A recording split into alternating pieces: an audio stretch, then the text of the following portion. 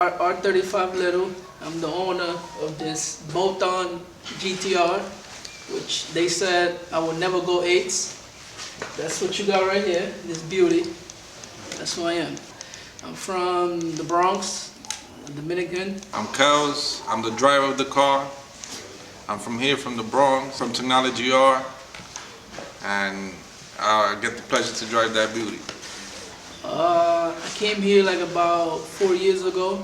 I bought a Civic. I always loved them. I never drive them. All I do, I like building them, and I like to race for money. I don't care about the track. I don't care about racing for trophies. I just want to run for money and let the best car win. I built a so-called little monster, which I had issue with transmission, but I noticed nobody will race me. I tried to race Civics. No Civic will step out. No one stepped up. So I said, you know, my only choice is to buy the only car that will race everybody. So I said, you know what, I'm gonna part out my Civic, take my time, and build this little thing that I have here. Now, when I started building the motor, I didn't ask nobody for their opinion. I didn't go out to somebody to tell me what to do with my car, what to build it, how to build it. I just went online, I did my own research, and I got my own parts. Some people were bothered that I decided to stay with the shop that I grew up with. I grew up in this shop. Felix showed me a lot of love, Felix Toon, and Cunhao, the owner of Technology R, showed me a lot of love, and I decided to stay here. And ever since I decided to stay here, people would just come bash me, oh, you will never go fast, you picked the wrong mechanic, you picked the wrong tuner, Felix doesn't know what he's doing, and it always been this back and forward. I had some issue with the car. We got the transmission from Shepherd. I forgot to upgrade my front clutches. After we got that issue fixed, we had issue keeping the car straight. The car has a lot of power. We really didn't know we was gonna have all this issue with the fucking alignment and all this stuff. We finally fixed it. We got the car, we went to the track, we got a pass, one pass. We went 8 threes, letting go of the gas before the quarter mile. The all-wheel drive shaft. The shaft broke, and they made a bomb thread at Echo. Yeah. The only pass we had on the car, they made a bomb thread. It was the only pass that we got out the car. We had to pack the car and just go. We were happy where the car was at. We decided to test the car on the street. We tested the car on the street. That same day we tested the car on the street, some guys came from New Jersey. They decided they wanted to race us. They got to the shop at 12 o'clock at night. We told them, listen, give us a few minutes. Let's go out. Let's just go out there, make sure everything's good with the car. We went out there. Supposedly, when we were testing the car, they had left. They said, oh, they waited for us too long. We called them. We're like, hey, listen, we want to race. So the next following day, we called them. We were like, hey, listen, we want to run. Let's lock in the money. We gave them the money.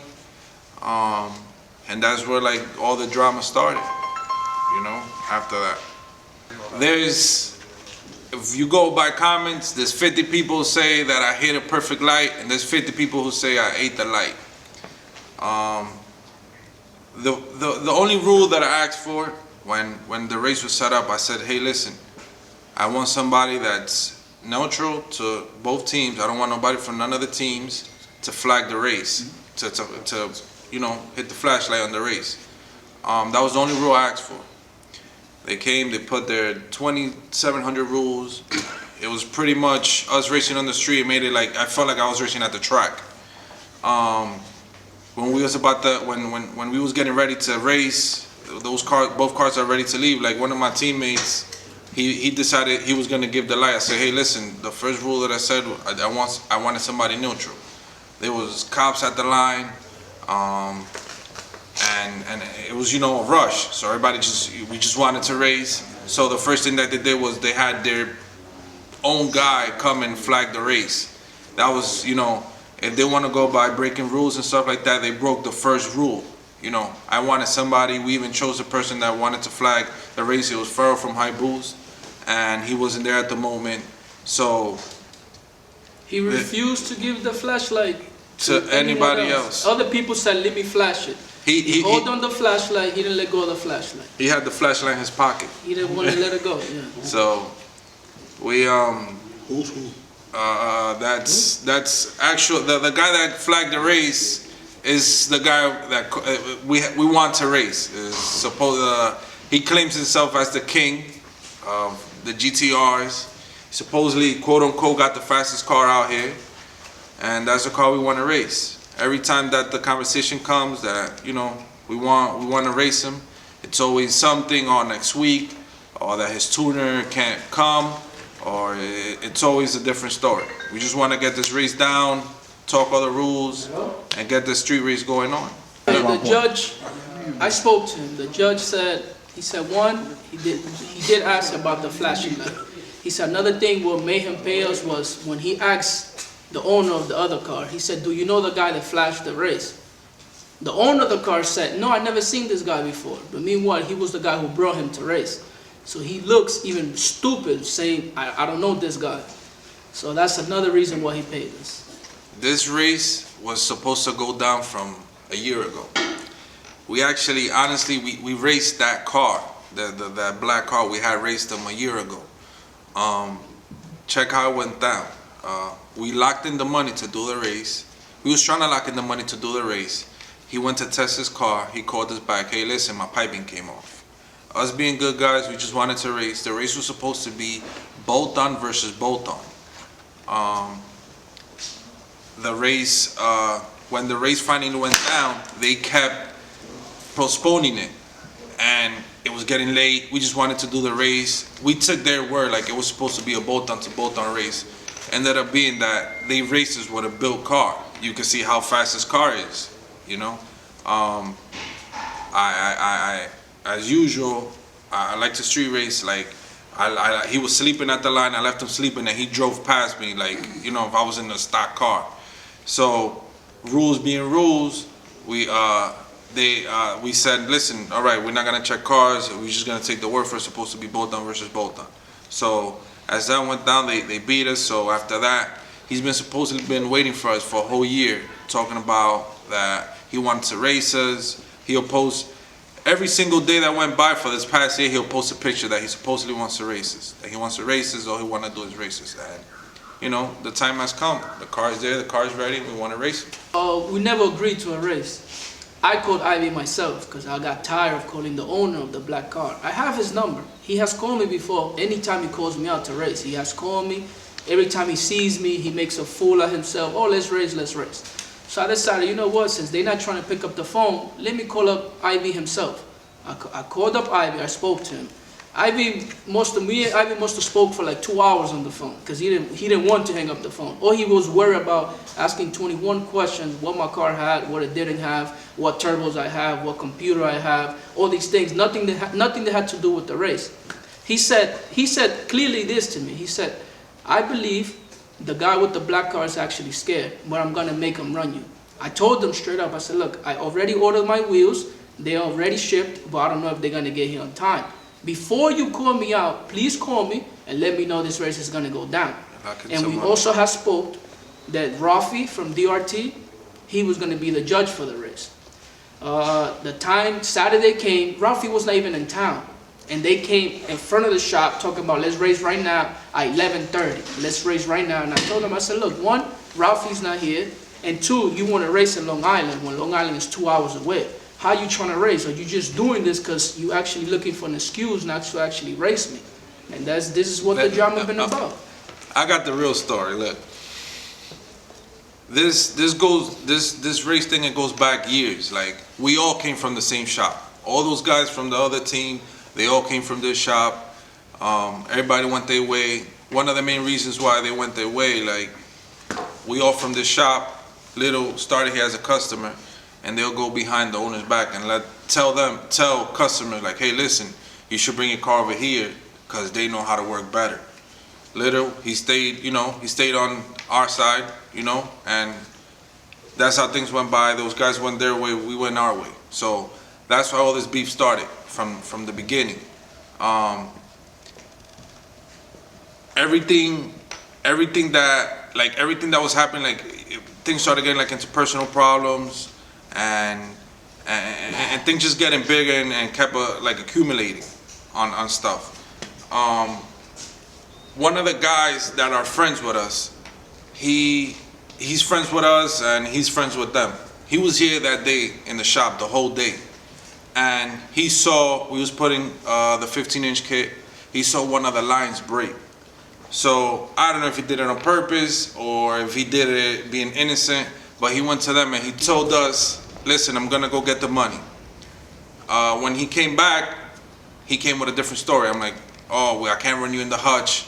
Mind you, I'm willing to raise a $100,000 car with no rear brakes. That's how much we want to raise. He was like, oh, nah, we got to do it and we got to go to Long Island. I'm like, bro, listen, it's 1:30 in the morning. We're here in the Bronx. By the time we put the cars on the trailer and we get to Long Island, it's going to be nearly impossible. So the only reason why they came at us was because they really knew that the car was down and we wasn't going to race with no brakes. So the truth is, one is they scared. That's the truth. They're looking for an excuse to run out of this race. Another thing why they scared was that it's simple. The car went 8.3s. His best time was 8.34, which he did once. My car had full interior on 17-inch wheels versus his non-interior 15-inch wheels. So the honest truth is, he's looking for an excuse to run away from this race after all the shit he has built. He has told everyone, every single person that I know, that I come across, they tell me the same thing. Oh, this guy's waiting for you. This guy's waiting for you. When are you going to race him? When are you going to race him? I wait for him, I wait for him, I wait for him. We never race. And I don't know what it is anymore. It's always a story with those guys, always. Let's lock in the money, let's race. I just want to show him and his whole camp. That's what happened when you doubt somebody. You doubt somebody for so long, you throw dirt on somebody for so long, and it backfires you. They have like this pride with them that they don't want to lose. Like when I was talking to Ivy on the phone, his main concern was, oh, you think if you actually beat him, you're gonna affect my shop? What kind of bullshit is that? We're just trying to race. I don't care about your shop. I don't get money from this. I'm just trying to race. I'm just trying to see a race go down, and that's it. You spend all your money on this. For nothing. That's what you do. You spend all your money on this. If you want to run, let's run. Let's lock in the race and let's race. Let's street race. If you don't want to race, say you don't want to race, and that's it. We'll probably respect that more than you waiting for us to maybe fuck up something on the car and then wait. You know, like you supposedly your name is the king. So how you the king and you haven't raced? Race? He called himself the king, but the only cars he has raced been Civics. He raced a Civic that goes like 13 seconds. He raced another Civic that goes like 12 seconds. He spot these cars. Meanwhile, all this time he had a built car which nobody knew, and he been racing Civics. He raced that guy Tyler. The same thing happened with the light. He caught the light, a perfect light. Tyler paid. Tyler like a man told him, yo, let's give me this rematch. He refused to run him. After he won the money, he got paid, but he refused to run him. He will make him excuse like, let's race here in the Bruckner, or let's race in the Hutch. But meanwhile, he won't run this car in the Bruckner, or he won't run this car in the Hutch. He wants to race in Long Island, so that'll tell you a lot. He beat Tyler. Tyler's willing to race him again, but Tyler want to race him in his, Long Island is cars there hooked. That's the difference between running on the Hutch and running in Long Island. Cars, if you're making real good power, the car there is gonna hook. So he won't give him his rematch in Long Island, but supposedly he wants to race us in Long Island. So that tells you a lot about a person right there. That tells you what he's about.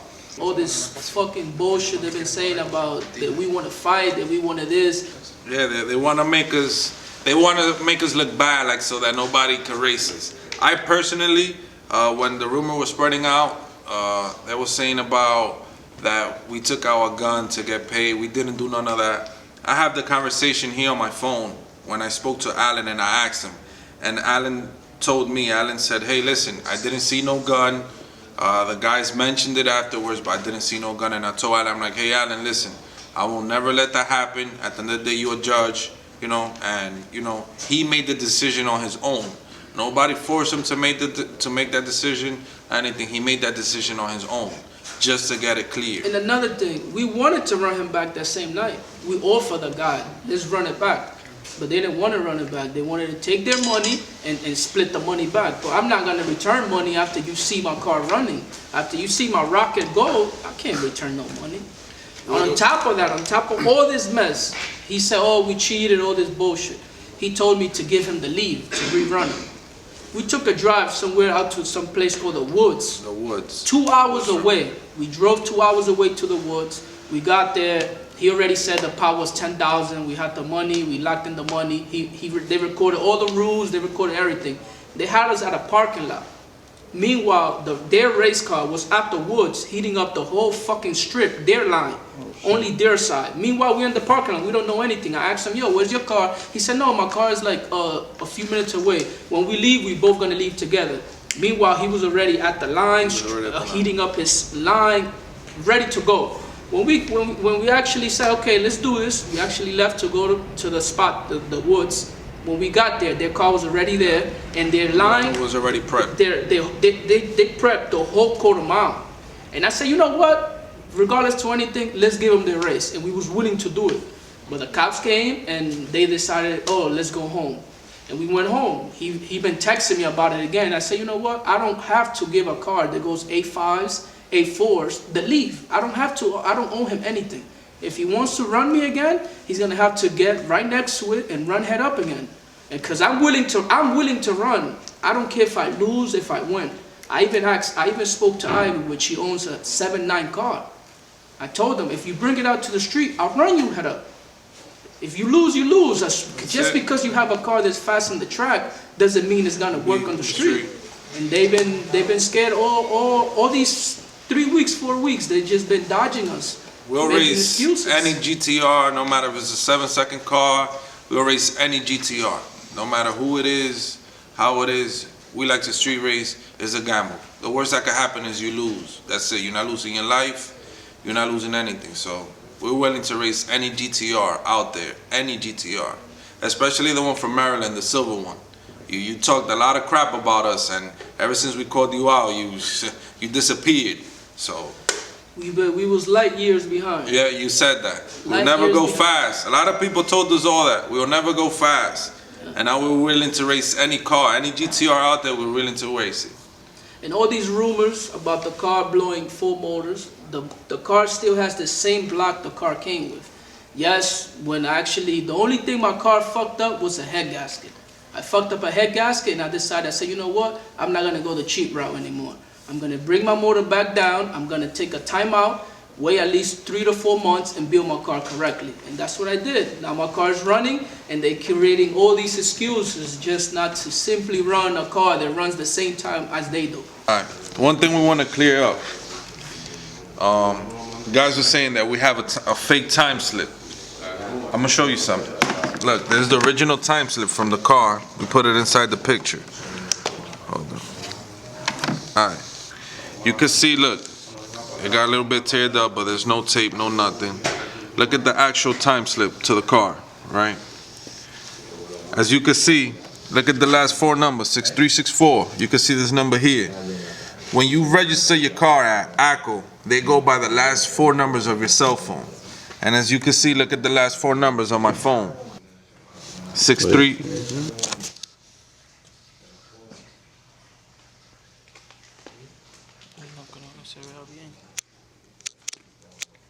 Nobody got time to be making fake time slips. We just want an honest race. That's all we want. We want a race, a street race, what we like to do, and get this over with. That's all we want. They got time to make fake videos. They got time to take 40 minutes out their life and make a fake fucking video saying we have a fake time slip and all these things. I don't know why would they spend so much time on making on a fake post.